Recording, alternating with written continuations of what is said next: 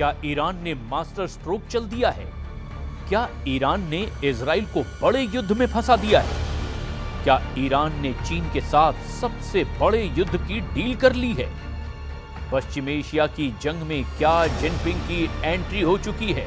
क्योंकि ईरान की तरफ से ऐसा इशारा किया जा रहा है। ईरान जानता है कि नेतन्याहू की असली ताकत अमेरिका है और जब तक अमेरिका के मुकाबले में बड़ी ताकत को नहीं लाया जाएगा तब तक इजराइल को हराना आसान नहीं। वहीं इसमें भी कोई शक नहीं कि ट्रंप की व्हाइट हाउस में वापसी से इजराइल और मजबूत होगा, इसकी पूरी गारंटी है।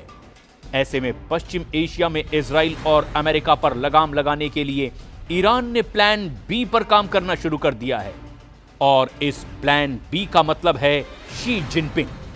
ईरान ने कहा है कि चीन के पूरे पश्चिम एशिया में सबसे बेहतर रिश्ते हैं और चीन का दखल दुनिया के कई इलाकों में शांति ला सकता है।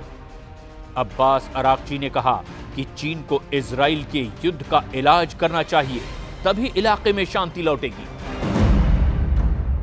चीन میتونه قدرت ایفای نقش سیاسی در منطقه برای حل و فصل اختلافات، برای کمک به کشورهای منطقه در جهت رسیدن به راه حل‌های مسالمت آمیز برای اختلافات خودشون کمک بکنه چین و جمهوری اسلامی ایران به سهم خودش از این حرکت استقبال میکنه و آمادگی همکاری رو داره. चीन की एंट्री कराना इजराइल के खिलाफ ईरान का बहुत ही खतरनाक प्लान माना जा रहा है। सीरिया का भी इलाज ईरान ने ढूंढ निकाला है। खामनेई ने जुलानी और नेतन्याहू के अलावा अमेरिका को भी सीरिया में हराने के लिए प्लान तैयार कर लिया है। इजराइल इस वक्त गाजा पर लगातार हमले कर रहा है। दक्षिण लेबनान में अब भी इजराइल की फोर्स एक्टिव है और इसे लेकर हिजबुल्लाह ने फिर से युद्ध शुरू करने के सिग्नल देने चालू कर दिए।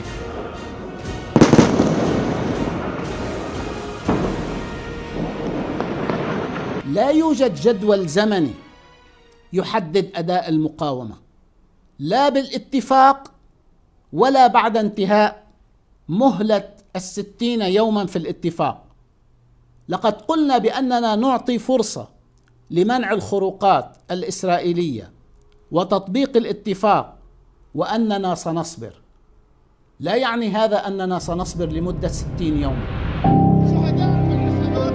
27 नवंबर को हिजबुल्लाह और इजराइल के बीच सीज फायर हुआ था। तब 60 दिन के अंदर इजराइल की फोर्स को दक्षिण लेबनान से हटाने की बात तय हुई थी।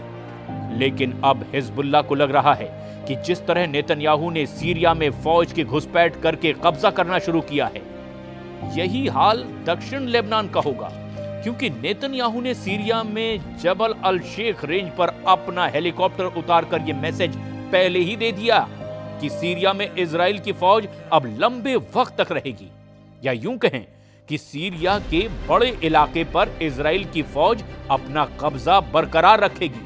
यही वजह है कि खामनेई ने भी ये कह दिया कि चाहे गाजा हो या लेबनान हो, सीरिया हो या फिर यमन, इजराइल के खिलाफ मरते दम तक युद्ध लड़ा जाएगा।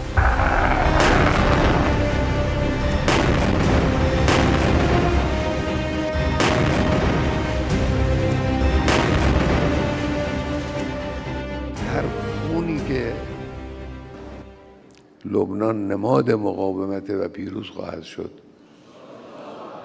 یمن هم نماد مقاومت و پیروز خواهد شد و انشاءالله دشمن و متجاوزین در رأس همه اونها آمریکای طماع و جنایتکار مجبور خواهند شد دست از سر مردم منطقه و ملت‌های منطقه بردارن و با ذلت از این منطقه انشاءالله خارج بشن.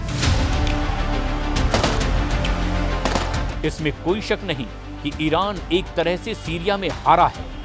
वहां की असद सरकार को हटाने के पीछे अमेरिका और इजराइल का जॉइंट प्लान रहा और बशर अल असद को सत्ता से हटाने में जुलानी सबसे आगे रहा और जुलानी का नजरिया इजराइल को लेकर काफी नर्म है। नेतन्याहू भी कह चुके हैं कि सीरिया में असद सरकार को हटाना इजराइल का मास्टर स्ट्रोक है। The historic events we witnessed today are a chain reaction to the pounding of Hamas, the decimation of Hezbollah, the targeting of Nasrallah, the blows we delivered to the Iran regime's axis of terror. And all this came, as President Trump pointed out this week, because of Israel and its fighting success. Iran जानता है कि Netanyahu ने Iran के साथ नया mind game खेलना शुरू कर दिया है। ईरान की अपनी रणनीति है और इसकी वजह बड़ी मजबूरी भी है।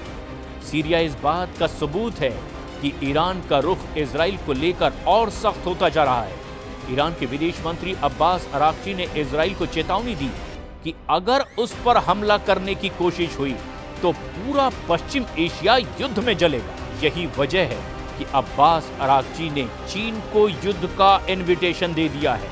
ईरान चाहता है कि चीन भी सीरिया, गाजा और लेबनान के वॉर जोन में एंट्री करे और इसे ही ईरान की चीन के साथ सबसे बड़े युद्ध की डील कहा जा रहा है। ईरान किसी भी कीमत पर नहीं चाहता कि सीरिया में इजराइल मजबूत हो, जबकि नेतन्याहू ने तो सीरिया में बफर जोन का एक्सटेंशन बनाना भी शुरू कर दिया है। लेकिन ईरान से लेकर सऊदी अरब और बाकी अरब देश भी बहुत अच्छी तरह से जानते हैं कि ग्रेटर इजराइल नेतन्याहू के वॉर कैबिनेट का सबसे बड़ा एजेंडा है और इस एजेंडे को नहीं रोका गया तो उनका काम भी तमाम हो जाएगा।